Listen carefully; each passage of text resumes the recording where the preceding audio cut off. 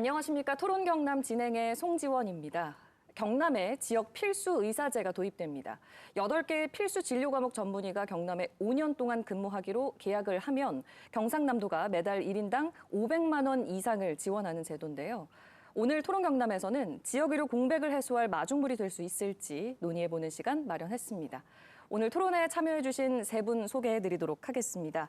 경상국립대병원 안성기 병원장님 나오셨습니다. 경상남도 이도환 보건의료국장님 자리해 주셨습니다. 경남의사회 김민관 회장님 자리해 주셨습니다. 반갑습니다. 네, 세 분 반갑습니다. 먼저 관련 영상 보신 뒤에 본격적인 토론 시작하도록 하겠습니다. 창원의 한 상급 종합병원. 진료를 기다리는 환자들로 늘 북적입니다. 지난해 경남의 인구 1000명당 의사 수는 2.6명. 전국 평균 3.2명보다 적고 인구가 비슷한 부산시의 70% 수준에 그칩니다. 뭐 예약을 하고 오긴 하는데 의사 이런 걸 제가 이렇게 선택할 수 있는 건 아니잖아요. 그쪽에서 해주는 대로. 그러니까 거기에 맞추려는 거는 참 힘들더라고요. 의사 부족 해소를 위해 다음 달부터 경남에 지역 필수 의사제가 시범 도입됩니다. 응급의학과와 소아청소년과 등 8개 필수 진료 과목 5년차 이내 전문의 가운데 경남에서 5년 동안 근무하는 조건입니다. 경남의 3개 상급 종합병원이 각 8명씩 모두 24명을 모집하기로 협약을 맺었습니다. 저희 병원 자체적으로 삼성의료원과 연계해서 암, 심장, 뇌혈관 질환 우수 의료진을 초빙하려고 많은 노력을 하고 있습니다. 경상남도는 지역 필수 의사에게 지역 근무 수당과 정착금 등 매달 500만 원을 지원합니다. 또 의사 가족이 6달 이상 경남에 살면 1인당 200만 원을 지급하고 자녀 양육비와 학자금 등 1인당 매달 50만 원씩 지원합니다. 의사회는 지역 필수 의사를 더 늘릴 수 있는 장기적인 대책 마련을 주문했습니다. 네, 뉴스 보도 화면 보셨습니다. 이번 달부터 전국 4곳의 지자체에서 시범 사업을 하게 되는 지역 필수 의사제. 먼저 국장님 어떤 사업인지부터 소개를 해주시겠습니까? 네, 지역 필수 의사제는 필수 진료 과목을 선정을 하고요. 우리 지역에 꼭 필요한 이런 전연차 전문의들을 지역에 정착할 수 있도록 이렇게 지원해주는 사업입니다. 저희 경남을 비롯해서 강원, 전남, 제주 이렇게 4곳이 선정됐고요. 사실 의료에는 필수 과목이 아닌 분야가 없습니다. 그 중에서도 이제 도민들의 생명을 다룬다든지 안 그러면 좀 생활과 좀 밀접한 분야를 8개 과목을 선정을 했습니다.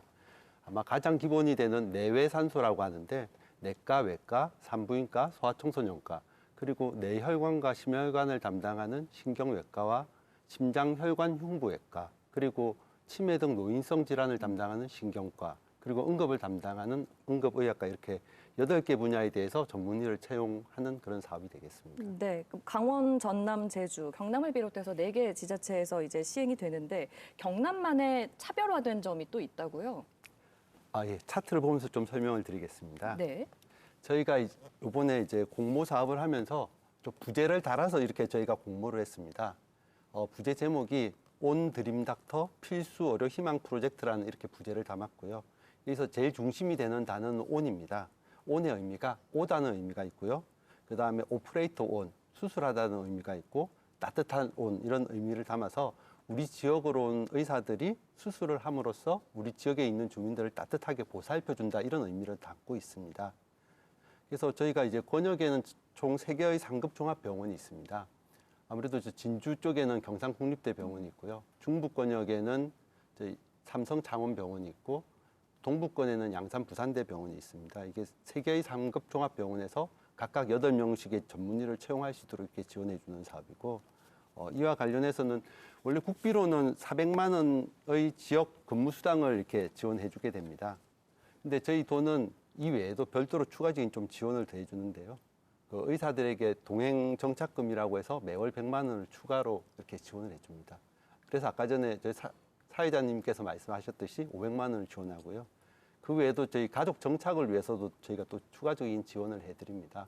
동반 가족이 있을 경우 1인당 한 200만 원 일회성으로 드리고요. 미취학 자녀나 초중고 자녀가 있을 때는 월 50만 원씩 이렇게 추가적인 지원을 하게 됩니다. 네, 온드림 닥터. 인 거죠. 근데 지역 의사제와 지역 필수 의사제 지금 보도에서도 종종 혼용돼서 사용하는 것 같기도 한데 어떤 점이 다른 건가요? 예, 뭐 이름은 비슷하지만 제도는 완전히 좀 다른 제도입니다. 지역 필수 의사제는 이제 앞에서 말씀드렸듯이 필수 과목의 전문의 선생님들 지원해 주는 부분이고, 지역 의사제란 대학 입시 때부터 이제 특별한 전형으로 지역 의사 전형을 따로 모집을 합니다. 그리고 모집한 의대생들에 대해서 등록금이나 입학금 등을 지원해 주고, 이분들이 의사 면허를 취득하게 되면은 우리 지역에 있는 공공병원이나 또는 보건복지부나 지자체에서 지정한 병원에 10년 동안 의무 복무할 수 있도록 이렇게 지원해 주는 제도를 말합니다. 네, 알겠습니다. 일단 이 지역 필수 의사제가 시범적이지만 도입된 어떤 이유나 배경들이 분명히 있겠죠. 지역의 열악한 의료 실태 어느 정도인지 좀 짚어주시겠습니까? 사실 저희 경남 지역이 참 어려운 점이 많은데, 아까 전에 자료에도 나왔지만은 저희가 치과, 한의과를 제외한 의과만 따지면은 인구 1000명당 1.7명입니다. 의사 수가요? 의사 수가 1.7명이고 전국 평균이 2.13명입니다. 사실 서울이나 수도권이라든지 대구나 부산 같은 광역시는 의사 수가 좀 많은 편에 비해서 아마 도단위는 대부분 이 정도 수준에 미치고 있고요.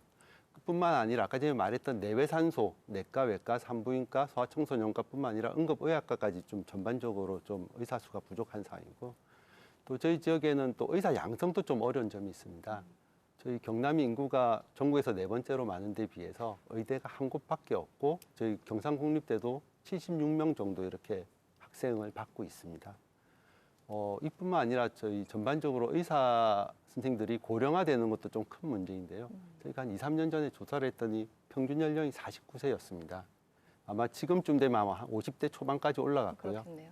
상급종합병원에도 아마 50대 중반 정도가 평균 연령인 걸로 알고 있습니다.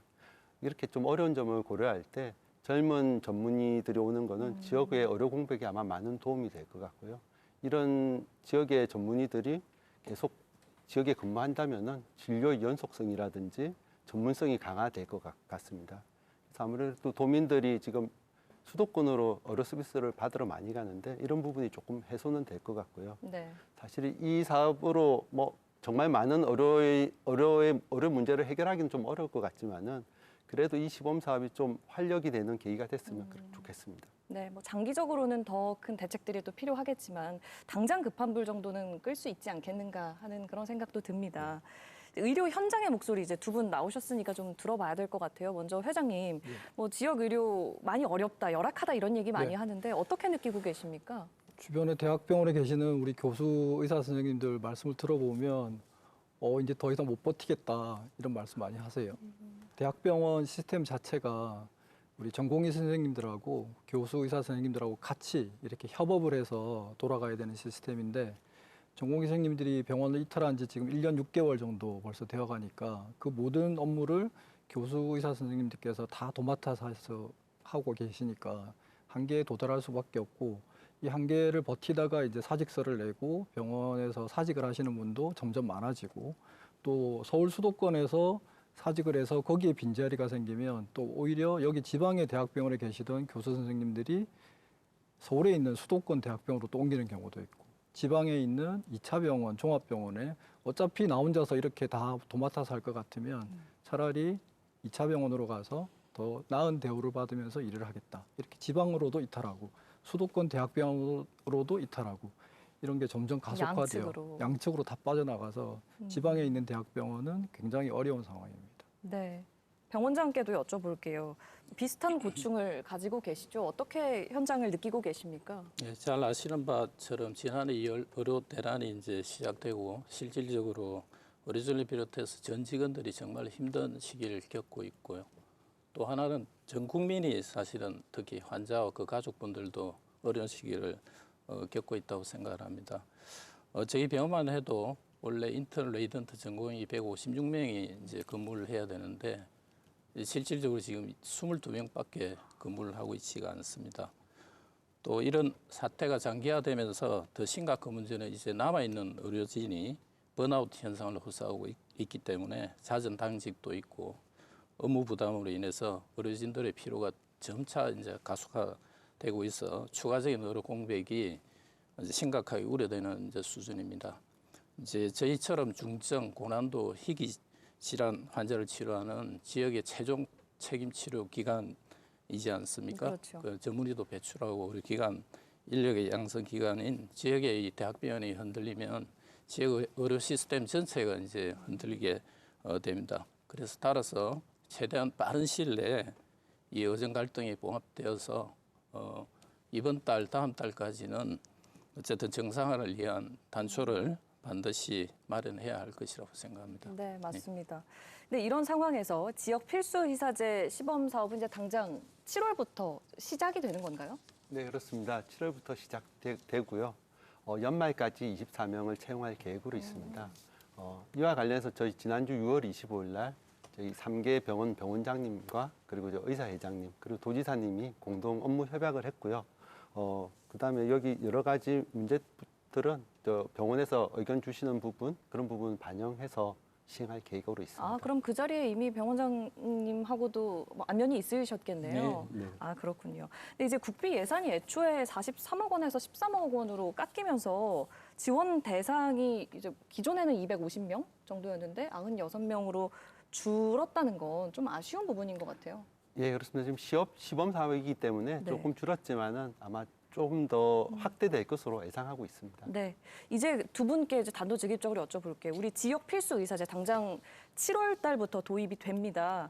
지역의료 공백을 메울 마중물 역할을 할 거라고 보시는지요? 먼저 병원장께 여쭤보겠습니다. 예, 일단 이 사업 자체가 신규 어르신의 지역 유입을 유도하는 측면에서는 매우 긍정적인 방안이 될 수 있을 거라고 생각을 합니다. 따라서 이런 기회를 주신 보건복지부와 경상남도에 먼저 감사를 드립니다.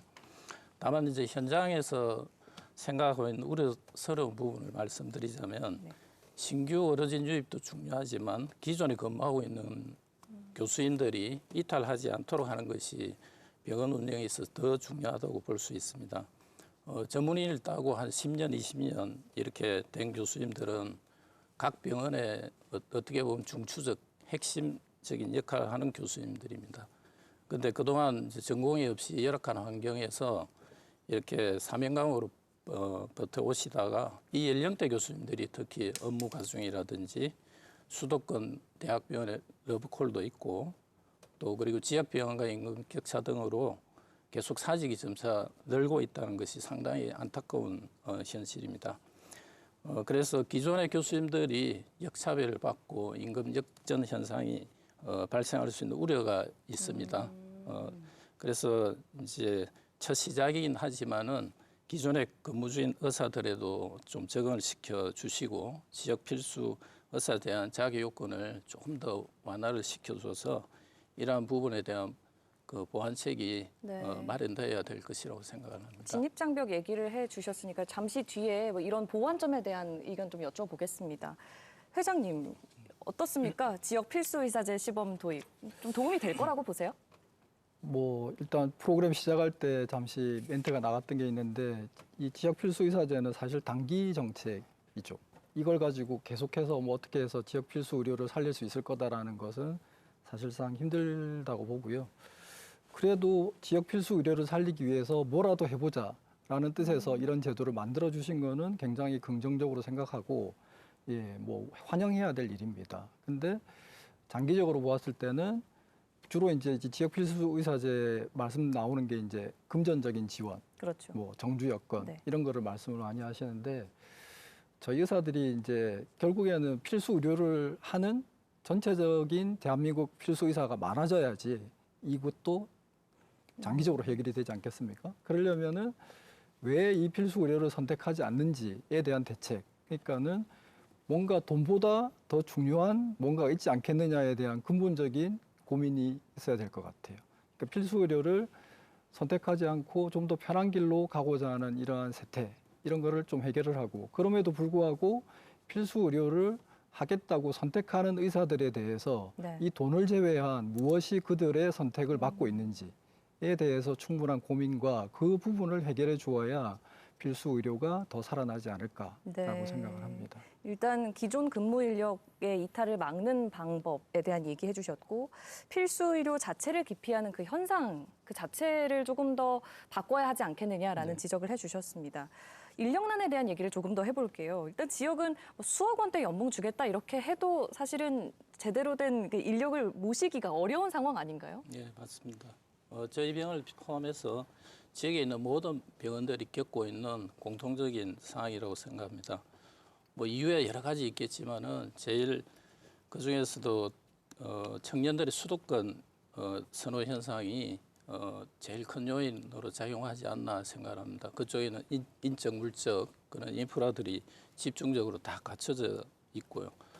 또 이제 의대를 졸업하고 레이던트 과정을 거치고 전문의를 따고 전임의 과정을 거치고 나면은 대부분 결혼이나 육아 정년기가 됩니다. 그러면은 이제 자녀 교육 환경이라든지 또 부부의 직장 문제라든지 그런 것들이 다 수도권에 집중이 돼 있다 보니까 아무래도 수도권이 제일 최적의 선택지로 갈 수밖에 없는 이제 그런 상황입니다. 그래서 이런 젊은 어르신들이 이제 지역에 남아 일할 수 있도록 유인하기 위해서는 지금 저 복지부하고 도에서 하신 지역 필수 의사제와 같이 임금 인상 이외에도 비금전적인 근무 환경이라든지 지역의 정주 여건 개선 등 복합적이고 다각적인 방법을 모색해야 할 것으로 생각합니다. 네. 제가 강조하고 싶고 단기적으로 좀 서둘러야 할 것은 지금 저희도 경상국립대학교 의과대학이 76명 정원입니다. 네. 다시 그래서 54명 71.7%가 지역 인재 전형으로 지금 점차 확대를 되고 있고요. 더 중요한 것은 이제 수도권과 비수도권의 전공의 비율입니다.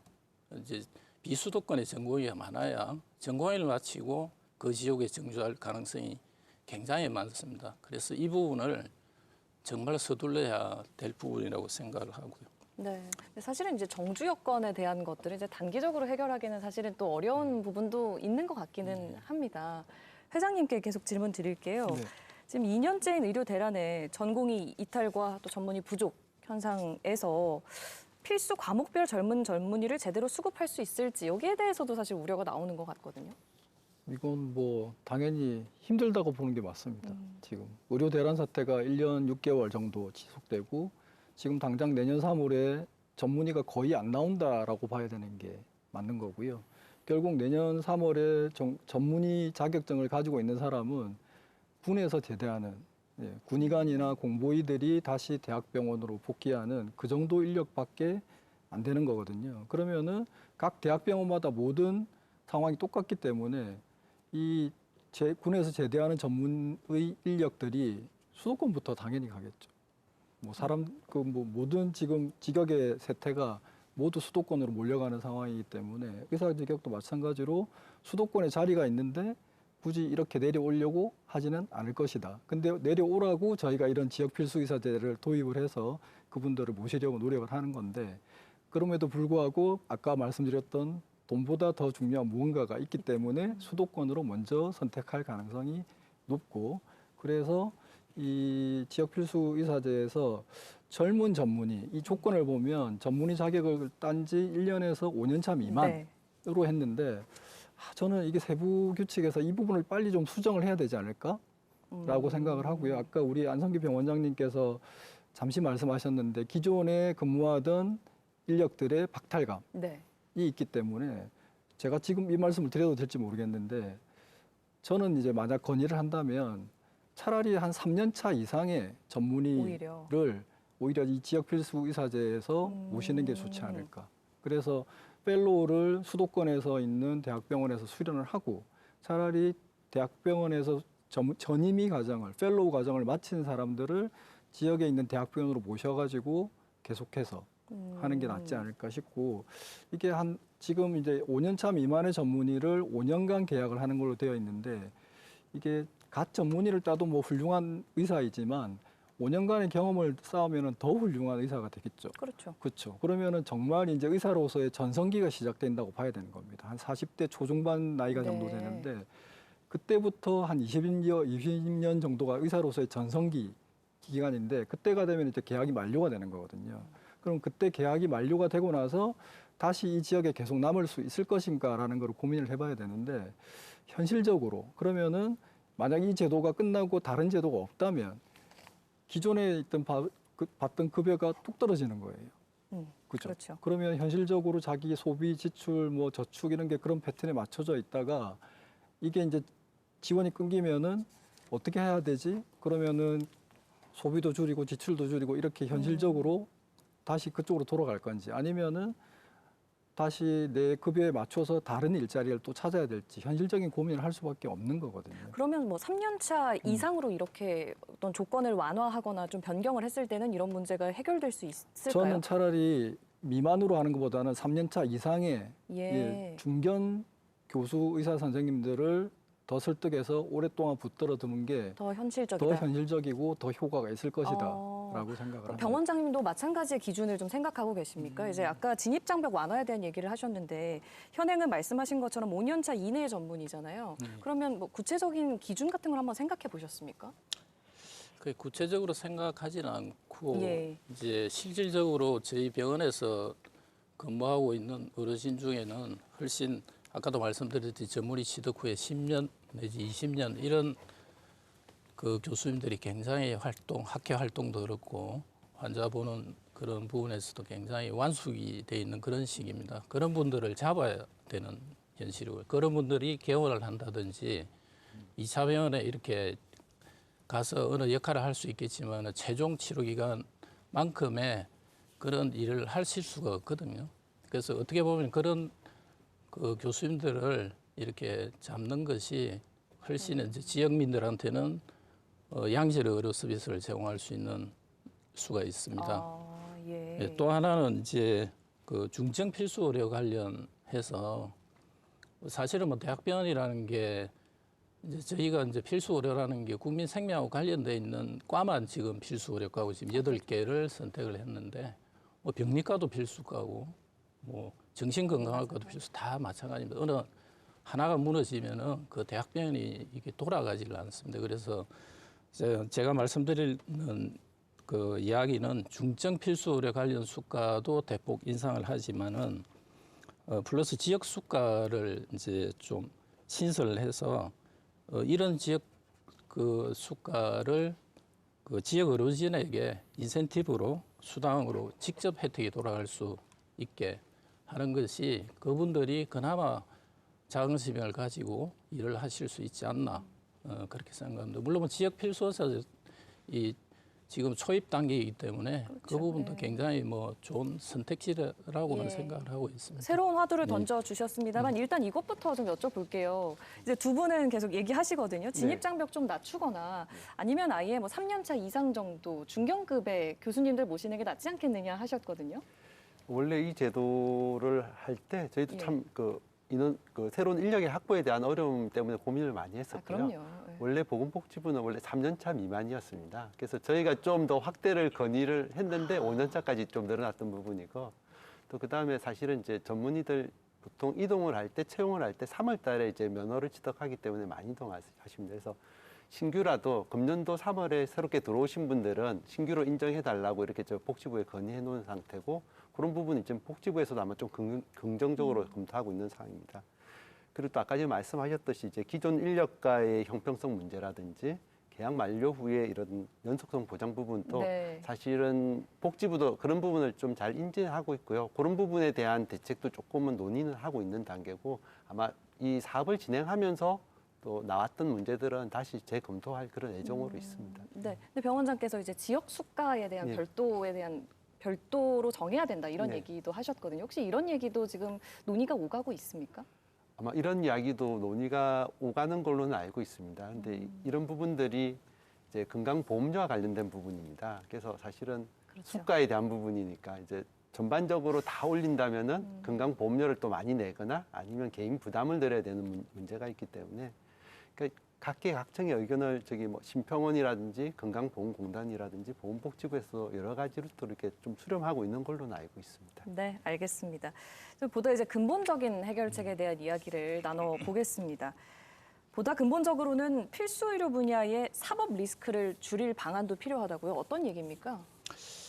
네, 사실 지금 필수 의료를 담당하는 교수님들 말씀을 들어보면 살얼음판을 긋고 있다는 그런 말씀을 많이 하십니다. 그만큼 이제 사법 리스크에 대한 부담이 크다는 말씀이죠.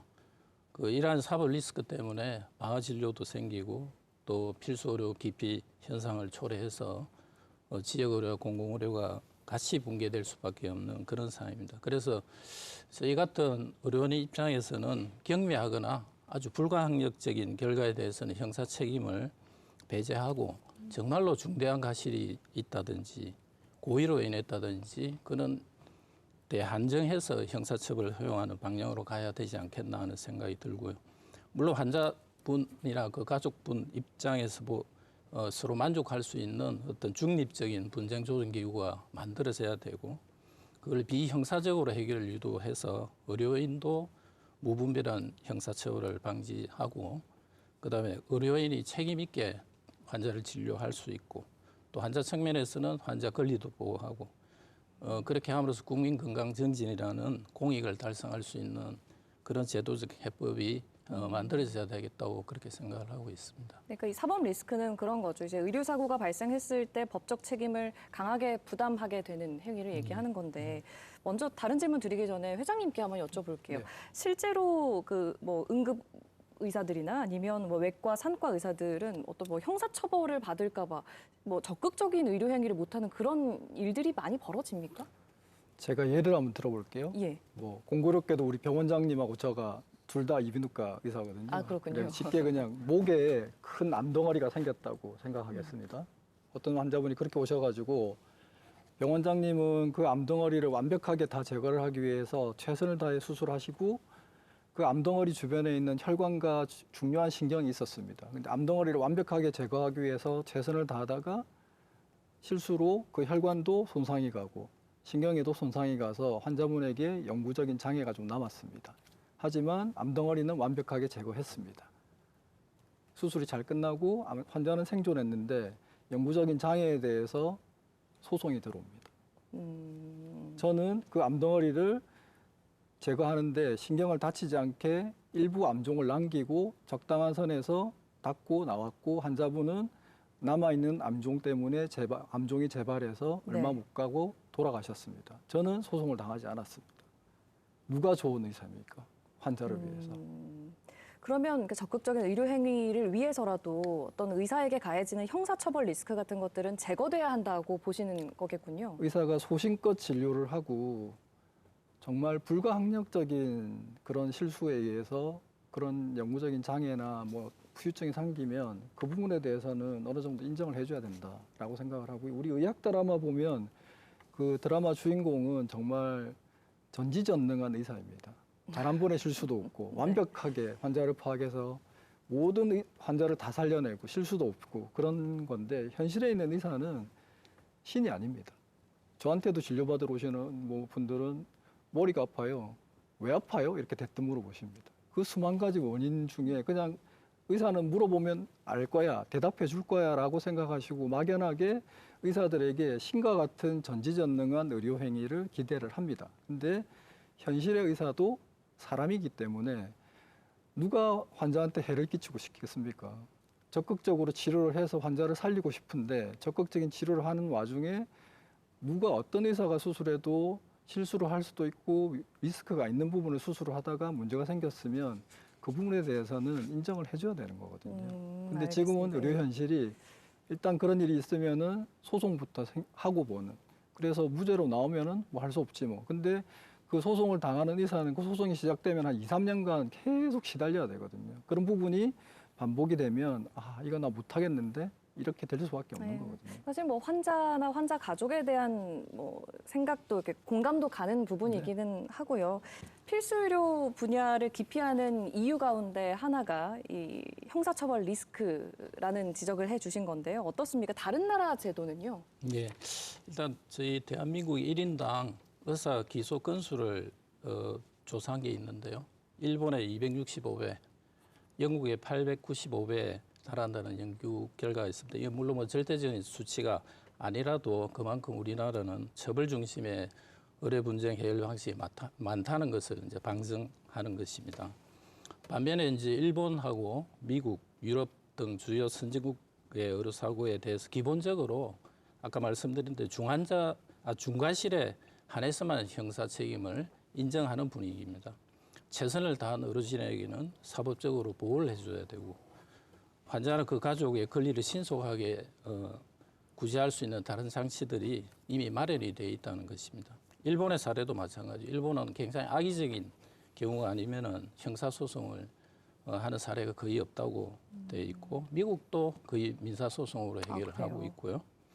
그다음에 영국도 환자 사망 경우에 한해서 그게 정말로 의사가 중과실이 있는지 기소는 되겠지만은 굉장히 이제 입증을 해야 되는 식으로 형사소송에 관해서는 정말로 제한적입니다. 그 프랑스 같은 경우에는 뭐 국가 차원에서 이제 의료 보상 체계를 하고 있기 때문에 저희 나라도 이제 우리나라 실정에 맞게끔 분쟁 조정 방식을 만들어서 불필요한 민형사상 소송을 이제 피하고 환자도 그렇고 의료진도 모두에게 도움이 될 수 있는 방법을 반드시 찾아야 지역의 필수 의료라든지 공공 의료가 그만큼 이제 공백이 발생하지 않을 거라고 생각을 합니다. 그런데요, 이제 시민단체에서는 피해자 보호 측면 그리고 다른 분야와의 사법 형평성을 두고도 지금 의견이 계속 엇갈리고 있거든요, 회장님. 네. 이 의료사고 특례법이라고 이제 저희가 계속 만들어 달라고 주장을 하는데 결국은 이게 환자를 위해서 만들어야 된다라고 저희는 주장을 하는 겁니다. 아까 제가 말씀드린 것처럼 결국은 환자를 위해서 적극적인 치료를 할 수 있어야 그 환자가 생존하고 건강을 회복하는 데 큰 도움이 되는 거거든요. 근데 이 의료사고 특례법 내에서도 말도 안 되는 상식 밖의 과실이 있거나 정말 고의로 환자에게 해를 끼치거나 이런 말도 안 되는 행위 때문에 의료사고가 났다. 당연히 처벌해야 되고 어떤 의사가 수술을 했는데 수술할 때마다 환자에게 문제가 생긴다. 그 환자는 그 의사는 수술하는 걸 막아야죠. 의사 면허를 정지를 시키든지 수술하는 걸 정지를 시키든지 문제를 뭐 그 의사의 의료 행위에 대해서 태클을 걸고 못하게 하는 게 맞습니다. 근데 현실적으로 그걸 입증하기가 피해자 측면에서 좀 어렵지 않습니까? 그래도 소송이 들어가고 의료 분쟁 조정 위원회라는 게 있거든요. 네. 그거를 의사라고 해서 무조건 의사 편을 들어주지 않습니다. 그게 신뢰의 문제거든요. 객관적으로 봤을 때 문제가 있다고 생각이 되면 그 의사에 대해서는 면허를 정지한다든지 취소한다든지 뭐 안 된다면은 뭐 좀 수술을 못하도록 막거나 이렇게 해야 되는 게 맞는 거고요. 그러니까 신뢰의 문제라고 생각해요. 결국은 이 의료사고 특례법이라는 거는 의사를 위해서 만들자고 하는 건 아닙니다. 결국은 환자를 위해서 이 법을 만들어야 적극적으로 치료를 할 수가 있고 그게 결국 환자를 위한 길이다라고 생각이 되는 거고 결국 뭐 지금 산부인과 분만 받는 의사가 급격하게 줄어들고 있지 않습니까? 분만을 받다가 정말 양수색전증 그리고 아기가 나오고 나서 산모의 자궁이 저절로 수축이 되어서 쫙 출혈이 멈추어 줘야 되는데 자궁 근무력증이 생겨가지고 완전히 출혈이 엄청나게 나와가지고 어쩔 수 없는 불행한 일이 생깁니다. 그건 어느 누구도 예상할 수가 없는 상황이거든요. 그런 불가항력의 상황에 있어서 의료사고가 나는 부분에 있어서는 사실상 국가가 책임져야 되는 게 맞습니다. 환자분의 입장, 보호자분의 입장에서도 그게 얼마나 안타까운 일이겠습니까? 그렇죠. 예. 그런 부분에 있어서는 충분히 마음을 어루만질 수 있도록 민사적인 부분에서 배상은 해드려야 됩니다. 그걸 반대하는 게 아닙니다. 하지만 그 불가항력의 사고에 대해서 그 수술을 집도한 의사에 대해서도 형사적인 처벌을 하겠다라고 하는 것은 그 의사에 과도하다. 대해서는 의사뿐만이 아니라 결국 환자를 위해서 좋지 않은 거거든요. 알겠습니다. 그런 부분에 있어서 신뢰 회복을 하고 좀 열린 마음으로 좀 이 법을 좀 만들어 주시면 좋겠습니다. 알겠습니다. 일단 의료계와 시민들의 이견을 좁히기 위한 노력이 필요할 것 같습니다. 이제 다시 지역 필수의사제 쟁점으로 돌아와서요. 이 제도가 시행이 됐을 때 여러 가지 걱정되는 것들, 우려점들을 좀 짚어보겠습니다. 는 임상 경험이나 병원 인프라를 중시하는 의사들의 니즈에 맞는 유인책이라고 할지 아니면 보다 근본적인 대책이 필요할 것 같다는 생각도 듭니다, 병 원장님. 예.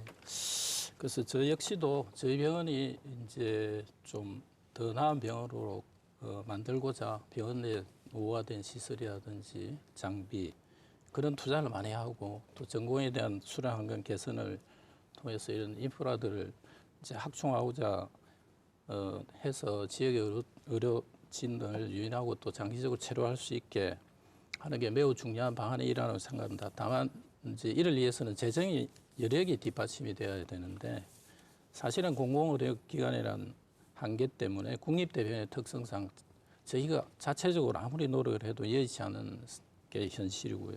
그래서 정부의 적극적인 재정 지원이 정말로 필수라고 생각합니다. 최근에 한국보건사회연구원에 이제 지난달에 연구 결과를 보고를 했습니다. 예. 발표를 했습니다. 의료 때문에 이제 지역에서 서울로 가는 연간 사회적 비용 손실이 연간 4조 6천억 원이 4조. 예, 넘습니다. 그거를 10년 하면 46천억이 되는 거죠.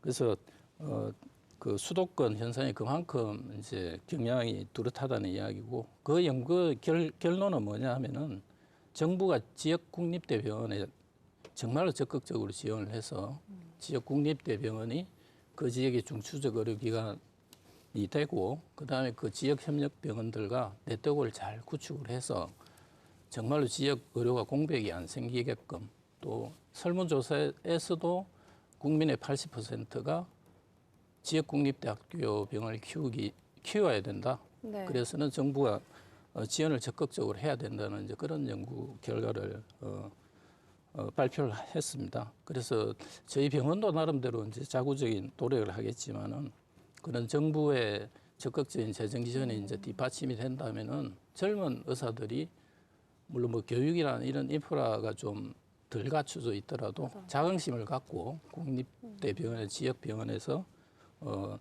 그 일을 할 수 있는 좋은 선택지가 될 수 있다고 생각을 합니다. 네. 정부 차원의 얘기를 하셨습니다만 지자체 차원에서의 노력도 필요할 것 같아요. 뭐 가령 인프라 개선이라든지요. 네. 뭐 지역 필수 의사제와 관련된 부분들은 저 앞으로 계속 논의해 나갈 부분인 것 같고요. 저희도 사실 지역에 의료 취약지들이 많습니다. 그래서 뭐 응급 의료기관에 대한 지원을 별도로 하고 있기도 하고 소아응급에 대해서도 저희가 별도로 또 지원하고 있습니다. 그리고 뭐 분만 산부인과에 대한 부분도 있고 그 외에 또 엊그저께도 달빛 어린이병원도 나왔지만 그런 부분을 지원해서 저희도 이제 의료 취약지에 대한 부분을 해소하려고 노력하고 있습니다. 그리고 정부도 또한 그 비슷한 사업들을 좀 하고는 있습니다. 뭐 상급종합병원인 경상대병원 같은 경우에도 그 고도화 사업을 하고 있기도 하고 또 최근에 포괄 2차 종합병원 지원 사업이라고 해서 또 그 종합병원에 대한 수가를 좀 추가적인 지원을 하고 있는 부분들이 있는데 이런 부분들도 다 아마 근본적인 부분은 안 되겠지만 조금은 도움은 되겠지만은 아직 좀 많이 부족한 것 같습니다. 이런 부분들은 저 보건복지부에 뭐 건의하고 같이 네. 논의해 나갈 수 있도록 그렇게 하겠습니다. 네, 이 지역 필수 의사제 도입으로 지역 의대와 공공 의대와 관련된 논의도 앞으로 아마 불붙을 것 같습니다. 실제로 이재명 대통령 후보 시절 공약이기도 했었거든요. 복지부는 아직 확정된 바가 없다 이런 입장이긴 하지만 공약 사항인 만큼 우리도 대비가 필요할 것 같거든요. 일단 경남은 어떤 계획 구상하고 계십니까?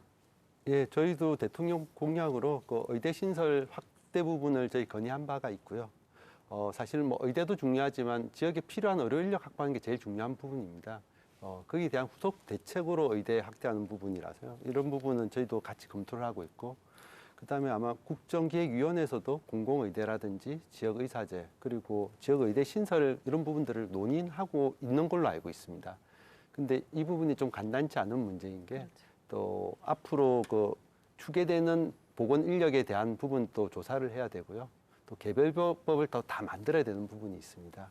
그리고 사실 뭐 보건복지부나 교육부가 단독으로 할 수 없고 여기 뭐 의료단체라든지 환자, 뭐 시민단체하고 함께 논의해야 될 부분이 있는 걸로 알고 있습니다. 그래서 이 여기에 대한 부분은 정부에서도 단계별 계획을 수립하고 있고요. 저희도 그 단계별로 대응해 나갈 수 있도록 그렇게 하겠습니다. 네, 아마 하실 말씀 많을 것 같지만 회장님께 간단하게 좀 여쭤볼게요. 네. 지금 얘기 나오는 지역 의대와 공공 의대 신설, 의료계에서는 되게 뜨거운 감자죠? 감자가 아니라 적극 반대 입장이에요. 네. 그냥 지속적으로 반대해 왔고요. 뭐 이거는 뭐 얘기가 나올 때마다 기존에 있던 선암 의대도 부실 교육 때문에 폐교 처분되었는데 새로운 의대를 만들어서 한다는 것은 사실상 말이 안 된다고 생각을 하고 저희 의사들도 공공 의료 인력을 양성하는 것은 반드시 필요하다라고 생각을 하고 그 공공 의료 인력을 양성하는 것에 대해서 반대를 하는 것은 아니지만 그 공공 의료 인력을 양성하는 방법이 왜 공공 의대여야 하는가?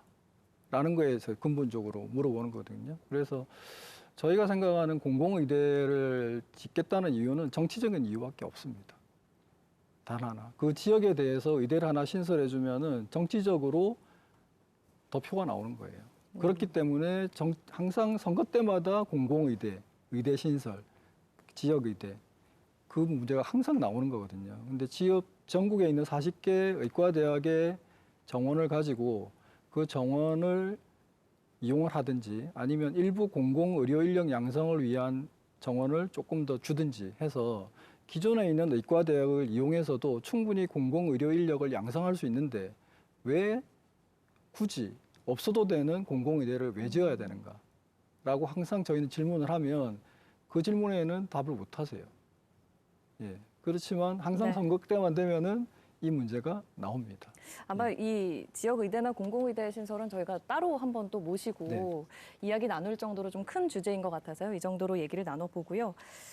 시범 시행되는 지역 필수 의사제가 자리 잡아야 이제 논의가 또 한 발 더 나아가지 않겠습니까? 시범 사업 이후에 전국적으로 이제 시행이 될 만큼 첫 출발이 중요할 텐데요. 본격 시행된 이후에 보완할 점, 개선될 점이 있다면 뭘까요? 먼저 병 원장님. 네, 아까 서두에 잠시 말씀드렸듯이 지역 필수 의사제 이거 도입하기까지 도하고도 많이 상의를 했습니다. 그래서 이런 지원 자격이 처음보다는 조금 보완이 되었습니다. 그럼에도 불구하고 이제 아까 말씀드린 기존에 계시던 교수님들에 대한 그런 혜택이 이제 돌아갈 수 있어야 된다고 생각을 합니다. 그분들이 의료진으로서 이탈을 하게 되면은 이 지역에서 정말로 근무할 절대적인 의료진 수가 부족하기 때문에 이 취재도 맞지가 않는다고 생각을 합니다. 그다음에 이제 지역 필수 의료를 좀 더 살리기 위한 노력들로 단순히 수당 주는 것 외에 근무 환경이라든지 정말로 뭐 지역을 정주 요건을 잘 갖추어서 이제 교육도 그다음에 수련 프로세스도 개선하고 그렇게 해서 그 패키지 형태로 이렇게 하는 것이지 이 지역 필수 의사제 자체가 어떤 모든 걸 해결해 줄 수 있는지는 못하지 않습니까? 그래서 이런 것도 있고 또 재원도 제가 잠시 말씀을 드렸지만 지금 지역의료발전기금이라는 그런 그 용어들이 많이 나오고 있습니다. 그래서 이 지역발전의료기금이 꼭 건강보험료에서 충당하는 것이 아니고 어떤 세금의 중앙정부라든지 지방정부의 세금으로 지원하는 것도 한 그 대안으로 생각이 됩니다. 그래서 지역에 어쨌든 의료진들이 많이 남을 수 있게 조금 많은 협조를 부탁드리겠습니다. 네, 회장님 혹시 덧붙이실 말씀 있으십니까?